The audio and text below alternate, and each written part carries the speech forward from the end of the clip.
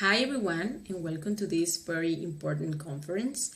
Today we learn what is self-observation, its importance, and how to self-observe ourselves in order to start those radical changes and the advance in our inner work. The intimate self-observation of oneself is a practical way to achieve a radical transformation.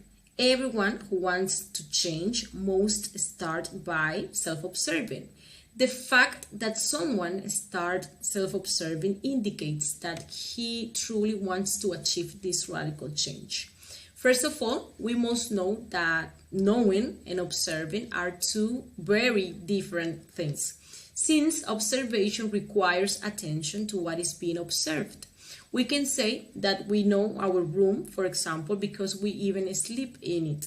But that doesn't mean that we observe it carefully to know all its details. We may know that we are sitting on a chair, but that doesn't mean that we are observing that chair. We say that we know ourselves because we know some elements of our personality, what we like, what we don't like. We know what bothers us, and when we enter to those states of anger, we know that at a given moment we are in a negative state, perhaps with a problem or worried about this or that matter, in a state of restlessness or uncertainty. But this doesn't mean that we are observing that state. To know the elements that intervene, what kind of sensations, emotions, desires, and thoughts are generating that state. And to eliminate these states in a radical way, we have to discover the springs or elements that cause that state to be generated. We couldn't change something that we have not discovered. How could us take something away from us without even observing it so we can know it's there? Self-observation, which is 100% active, is the way to change oneself, while knowing, which is passive, is not. Certainly, knowing is not an act of attention. Self-observation requires effort on our part. When we talk about self-observation, we mean directing that attentive gaze towards ourselves, towards our inner world, carefully observing what happens in our inner world, which is made up of our desires, emotions, sensations, and thoughts. We may think that we know a person we don't like. We don't like him because we feel like it, and many times without a reason. We can notice the multitude of thoughts that accumulate in the mind, the group of voices that speak and shout disorderly within oneself, the desires, the unpleasant emotions that arise within us, the unpleasant taste that all this lives in our psyche. And by self-observing and applying psychological depth, we will be able to eliminate all those elements and repair the relationship with the other person. Since first, we'll be realizing that behind all this, there are many defects, and we'll be eliminating everything that defects make us do, feel, and think about against the other person. For example, we have a co-worker we dislike, and every time that person gets to the workplace, we start feeling angry, bad humor, etc. We must observe these emotions. Where do they come from? We may discover by self-observation that behind it is the defect of envy, for example, because that person is very smart and is always being praised by everyone in the office. That defect makes us desire bad things to happen to that person, for example, to make certain dislike gestures, to criticize him or slander him, or to have bad thoughts about him, and so on. Another example is that we can have an argue with our partner, and commonly we start blaming our partner for that state we are in. But if we start self-observing, we can see all the defects manifesting within and through us, such as anger, frustration, resentment, hatred, sadness, self-indulgence, victimhood, aggressiveness, tyranny, etc., etc. In that way, self-observing, our gaze is directed and focused to the correct place, which is our interior. Because remember, we are the only person that we can and have the right to change, to nobody else. This dynamic attention actually comes from the observing side, while thoughts and emotions belong to the observed side.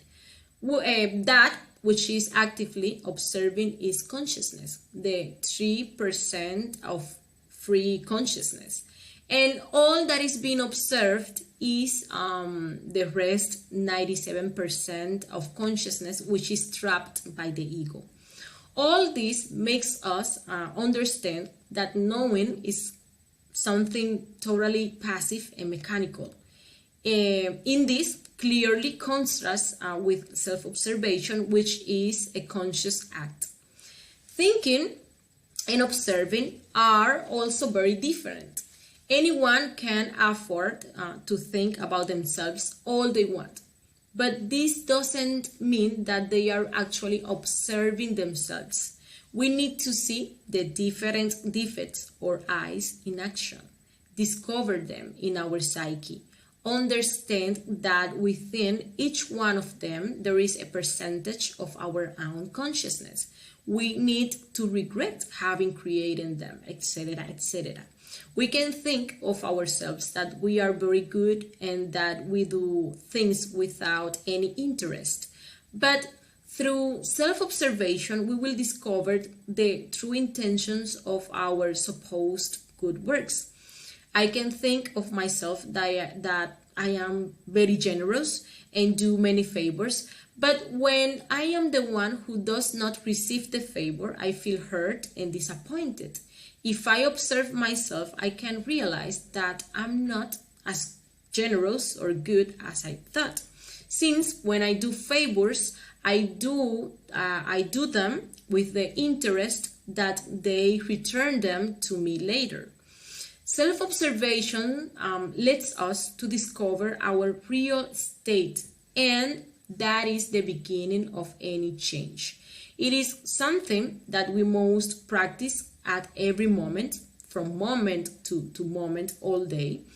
And then we will see within ourselves all that train of thoughts, emotions, desires, passions, private comedies, personal dramas, elaborated lies, speeches, excuses, morbidities, beds of pleasure, pictures of lasciviousness, and so on. We also have to establish the difference between self-observing and observing, although both require attention and are very important. In observation, attention is directed outwards through the windows of the senses. I mean sight, smell, taste, touch, hearing. Like when we talked about observing our room, observing with attention and actively those things that are around us. Something that is very difficult for us due to the fact that we are always out of concentration during the various activities we do during the day. In self-observation, the attention is oriented inward, and for this, the senses of external perception are useless. We cannot, for example, see an emotion or sensation or desire. So we must develop this internal sense called self-observation, which at this moment it is quite atrophied due to its disuse. As we start using it, it will develop, and each time we will be able to observe more things inside us.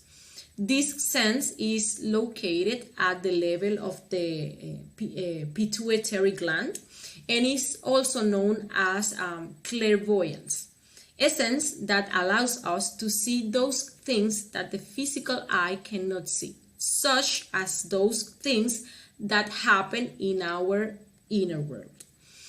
We could spend our entire lives studying external phenomena, observing cells, atoms, molecules, suns, stars, comets, etc., without undergoing any radical change within ourselves. The kind of knowledge that transforms someone inside could never be achieved through external observation. The true knowledge that can really originate within us, a fundamental internal change, is based on direct self-observation of oneself. Observation is a way to modify the mechanics of the world, of the outer world. Inner self-observation is the way to change intimately. We are therefore in front two worlds, the exterior and the interior. The first of these is perceived by the senses of external perception. The second can only be perceived through the sense of internal self-observation.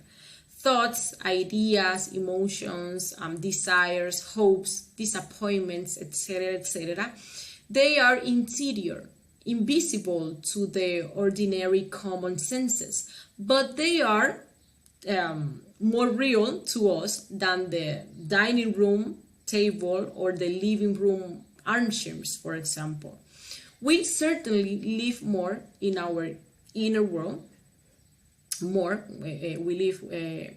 We certainly live more in our inner world than in the outer world.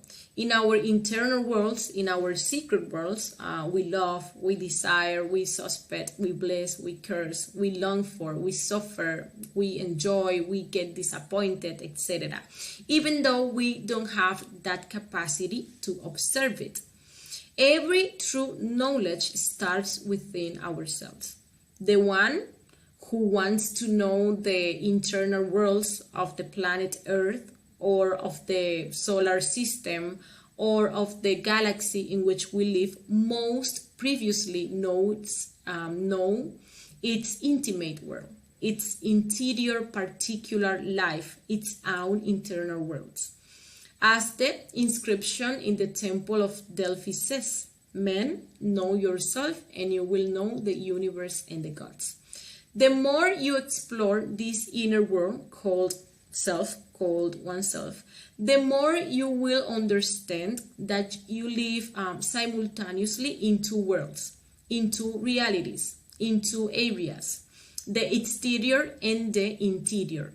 And that just as it is essential that we learn to walk in the outside world so as not to fall into a precipice, not to get lost in the streets of the city, to select your friends, not to associate with evildoers, not to eat poison, etc.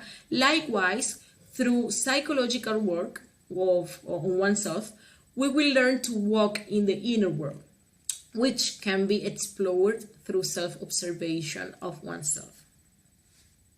So, this being today's lecture, thank you everyone for being here.